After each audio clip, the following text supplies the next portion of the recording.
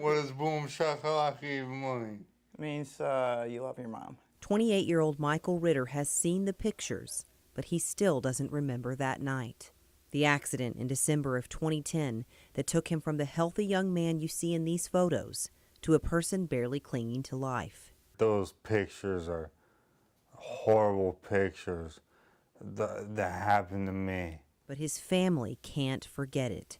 His mother, Michelle, remembers getting the call, at the time not realizing how bad it really was. I expected to see him sitting up, you know, with a broken arm or something, you know, and then, of course, your whole world comes crashing down. These photos show the mangled mess that was left of Mike's car after he lost control on an icy road and hit a tree head-on.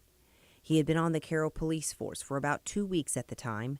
That night, Michelle says his best friend and fellow officer, BJ, heard the accident on the scanner and was the first on the scene.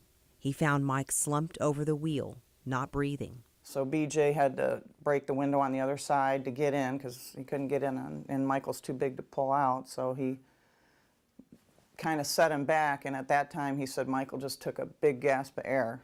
At the hospital, the family was overwhelmed by medical terminology they did not understand, except that Mike had a serious brainstem injury, and the chance of recovery was not likely. Right away they were showing us brain scans, and you know, and they pretty much have to give you the worst case scenario, and I understand that, you know, Yeah. and they didn't give us any hope really.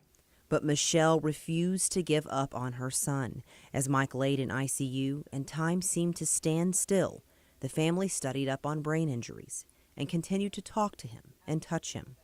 About a month later, a sign of life came when Michelle says she told him to wipe his nose. Of course, he didn't hit his nose really, but all of a sudden that arm just flung over, and it was incredible. And soon after, more positive signs came. He spoke his first word. He said, "Mom."